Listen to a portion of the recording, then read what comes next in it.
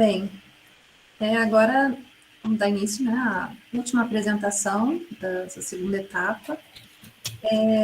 Agora quem vai apresentar é a aluna de doutorado, Catrine. Você tem 15 minutos de apresentação e mais 5 para perguntas. Quando estiverem faltando 5 minutinhos, eu te aviso, ok? Tá certo, obrigada. Bom dia a todos. Eu sou Catrine Paiva, sou orientada pela professora doutora Regina Celi Barroso e pelo professor doutor Marcos Colasso. Eu vou apresentar para vocês a avaliação dos métodos de segmentação de imagens do cristalino pertencente ao tórax familiares que foram obtidas por micro-CT de contraste de fase.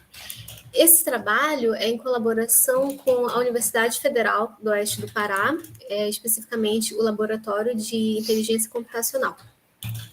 E a motivação que nos trouxe para esse trabalho se baseia na aquisição de dados e processamento dos mesmos de microtomografia computadorizada. Então, desde o momento em que nós estamos fazendo a aquisição dos dados na estação experimental, esses dados passam por um pré-processamento, e, em seguida, ele passa por um pós-processamento que refere-se à segmentação das estruturas de interesse. Nesse caso específico, eu estou mostrando as estruturas internas que foram segmentadas do tórax familiares, feitas pelo Gabriel, e diversas dessas estruturas foram feitas por segmentação semiautomática, que mais à frente eu vou comentar sobre. E esse processo de segmentação é muito demorado e requer também a análise de especialistas. Então, tirar esse processo semiautomático e automatizar ele faz com que haja um ganho de tempo para quem está manuseando, principalmente para a obtenção dos resultados. E além de que você pode já investigar outras estruturas, porque você já vai ter essa facilidade da automatização do processo. Então, para fazer essa automatização, nós estamos propondo o uso de Deep Learning para essa segmentação. E essa técnica de acrescentar o Deep Learning em microtomografia, ela já vem sendo estudada e também bastante empregada na parte de tomografia computacional para fazer predição de doenças de acordo com as imagens que vão sendo mostradas. Então, o objetivo do nosso trabalho vai ser analisar os diferentes métodos de segmentação das imagens de micro-CT que foram obtidas no regime de contraste de fase. Para isso, vamos utilizar um modelo biológico em que nós vamos centralizar na região de interesse chamada cristalino, pertencente ao girino tórax-familiares. Vamos utilizar 3 métodos. 2 métodos serão semiautomáticos e um método vai ser o automático. Além disso, faremos também a quantificação volumétrica e uma análise estatística através do coeficiente de similaridade de dados. E a metodologia adotada, ela vai seguir essa linha do tempo, que vai partir desde a aquisição dos dados numa linha de luz, passa pelo processamento, que é a reconstrução. A partir da reconstrução, faremos a segmentação dessas imagens e aplicando os métodos, né, os diferentes métodos, e, por fim, a análise. Então, na metodologia, para aquisição das imagens, foi realizada na linha de luz IMX, pertencente ao Laboratório Nacional de Luz Síncrota. Então, esse Laboratório Nacional, ele tem esse formato, com 2 anéis, sendo o anel menor, que ele vai injetar os elétrons nesse anel maior, que é o anel principal, e quando esses elétrons eles atingirem velocidades relativísticas, eles vão ser desviados, e essa trajetória, esse desvio da trajetória, ele vai parar no que chamamos de estações experimentais, que são esses pontinhos que vocês estão vendo aqui. Cada estação experimental é dedicada a uma técnica. No nosso caso, a nossa estação experimental, que foi a EMX, ela é dedicada à microtomografia computadorizada, que é uma técnica que faz análise tridimensional da sua amostra, em que leva em consideração o coeficiente de atenuação que compõe esse seu material. Então, como o material, no nosso caso, que é o material biológico, ele é composto por tecidos moles, tecidos um pouco mais rígidos, a sua composição, ou seja, os átomos que estão lá são diferentes e é isso que a técnica de micro-CT ela vai mostrar para mim. Mas, como a gente está trabalhando com tecidos moles, se fosse por um regime de absorção, nós não conseguiríamos ver estruturas de tecidos moles, então, que são estruturas que possuem baixa densidade. E o nosso caso do cristalino, que é a nossa região de interesse, nós não conseguiríamos ver com clareza. Para isso, estamos utilizando o regime de contraste de fase, que ele, resumidamente, seria uma frente de onda vindo, passando aqui por sua amostra, e ao passar por essa amostra, vai percorrer uma certa distância até chegar no detetor. Então, dessa distância até o detetor, a sua frente de onda ela vai ser modificada, e é isso que o detetor ele vai pegar. E para nós chegarmos aqui nesses valores do setup utilizado, tivemos que levar em consideração a energia daquela linha de luz, levamos em consideração o tipo de material que estávamos usando, o que queríamos ver, e principalmente valores de número de projeção e quanto a sua amostra vai gerar no tambor, também é levado em consideração para o estudo que nós queremos fazer. Então, todos esses valores de setup experimental, eles são muito bem pensados antes de fazer a aquisição dos dados. E aqui está mostrando a nossa amostra, o toropamilhares dentro de uma pipeta posicionada em um tambor giratório que vai rotacionar em 180 graus. E aqui o nosso girino, a região de interesse está dentro dos olhos dele, que é o que chamamos de cristalino. Então, aqui a barra de medida está em 100 micrômetros, para vocês terem uma ideia da dimensão dele. A reconstrução dos dados tomográficos ela foi feita no Lab Vismed, na UERJ, e utilizando o software STP. Esse software é um software livre que nós pegamos todas as informações do setup experimental, colocamos nele e ele vai reconstruir as projeções em fatias tomográficas. E chegando aqui na segmentação, a segmentação vai ser dividida em semiautomática e automática, em que vou mostrar os três métodos, né? Os dois métodos que serão o semiautomático, trabalhando aqui no software Amiraviso, em que ele já te mostra uma visualização tridimensional da tua amostra, mas você não consegue ainda fazer com um clique, digamos assim, a segmentação da região de interesse, que seria o cristalino. E a parte de segmentação automática foi feita aqui no LABIC, no Laboratório de Inteligência Computacional da UFOPA. Os dados foram processados no Google Colab, e a arquitetura da rede utilizada pelos pesquisadores foi a arquitetura UNet. Bom, para a segmentação da nossa região de interesse, que é o cristalino, aqui eu vou falar sobre os dois métodos, interpolação e watershed. Aqui na interpolação, nós separamos 40 fatias segmentadas manualmente. Então, aqui, só exemplificando, nós temos 4, né? Fizemos isso com 40 fatias nessa região que está destacada em verde, que é o que chamamos de segmentação. E, a partir dessas 40 fatias, aplicamos a interpolação, em que ele vai gerar um conjunto de dados a partir desses dados de entrada, e ele vai gerar um volume, que nós chamamos de volume padrão. Então, mais à frente, ainda utilizando o método de interpolação, dessas 40 fatias, retiramos 20.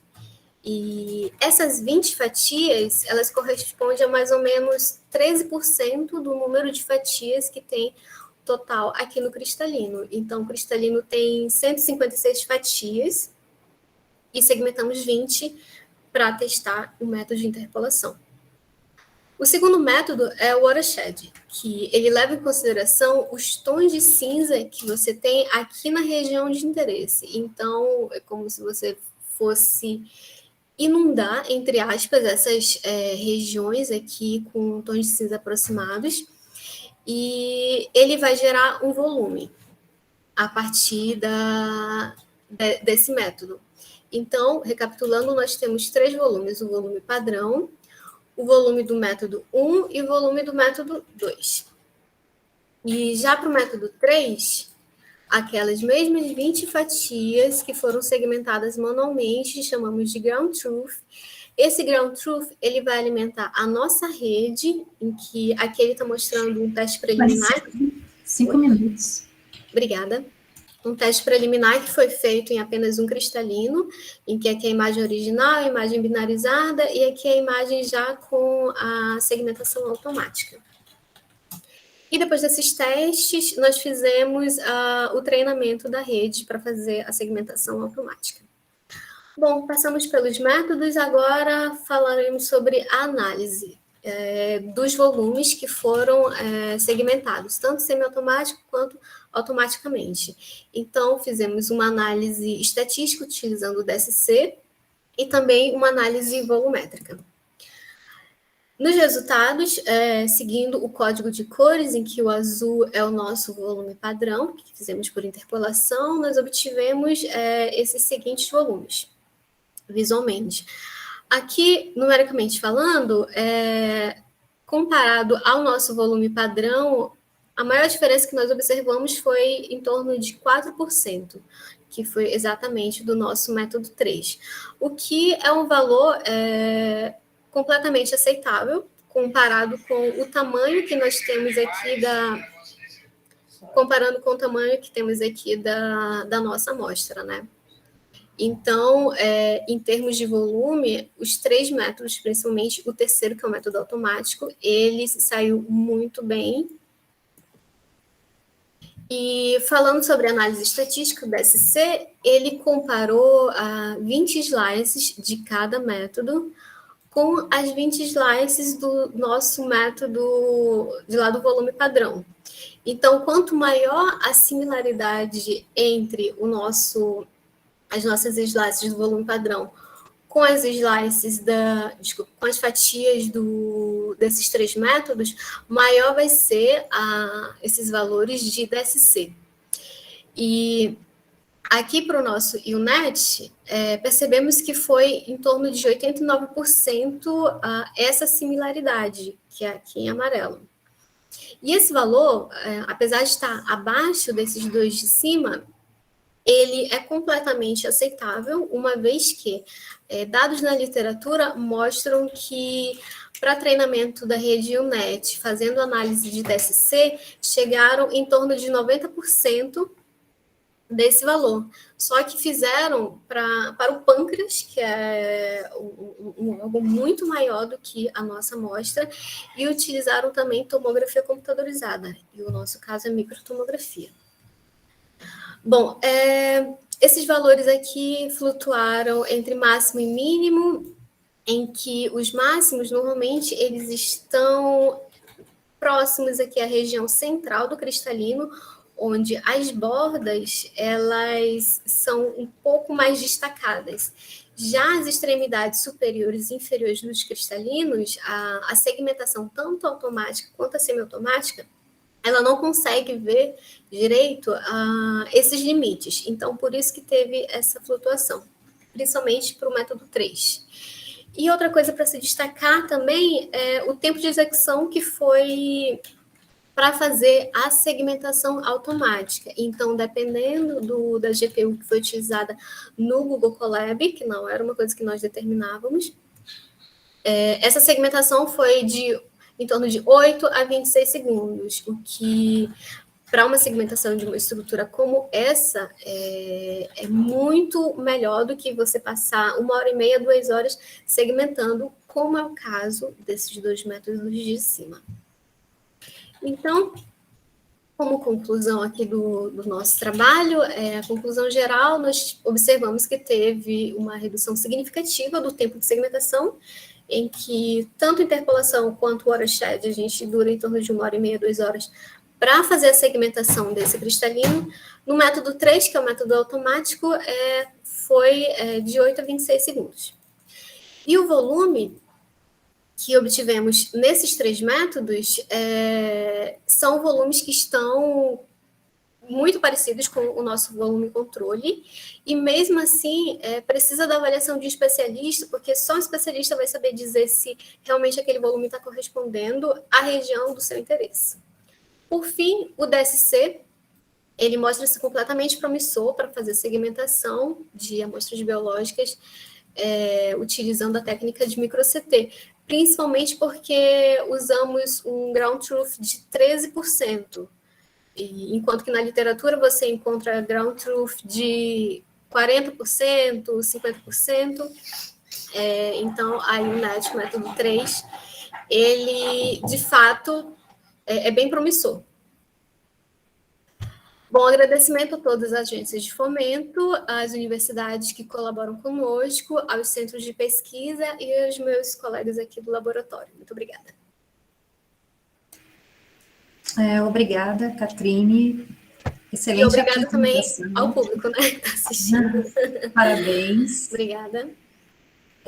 Temos tempo para uma pergunta, pelo menos. Alguém gostaria de perguntar alguma coisa para a Catrine? O Rui tem uma pergunta para você. Oi, Catrine, tudo bom? Oi, tudo bem? Parabéns pela apresentação. Muito obrigada. Por favor, paciência comigo, que você sabe que eu tô fora da minha zona de conforto aqui perguntando. Que isso? Mas pelo que eu entendi, o método 3 é o mais eficiente, talvez, o melhor método entre esses que você estudou, correto? Esse método que você falou também, a Maria destacou. Então, me leva a pergunta, qual o caminho agora? Porque você está vendo que você tem 3 métodos, um deles se sobressai aos outros 2. Qual o tipo de análise que vocês vão fazer agora, tendo controle, tendo posse, né, desse método? Então, o próximo passo, só voltando um pouquinho que eu não falei durante a apresentação, a segmentação automática, ela foi feita individualmente.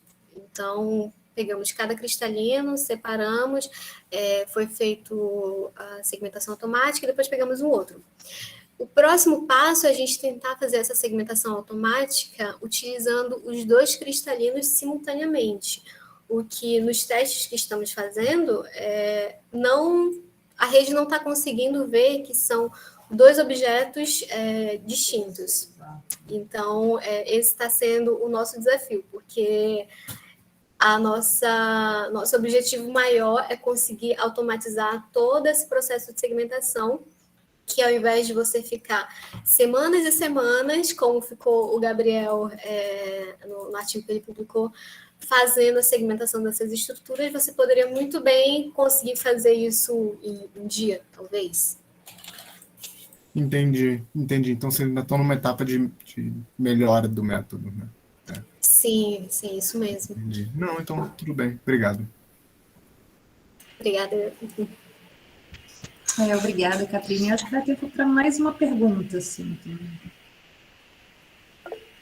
A Joana tem uma pergunta para você. Parabéns, Catrine, pela apresentação, bem interessante.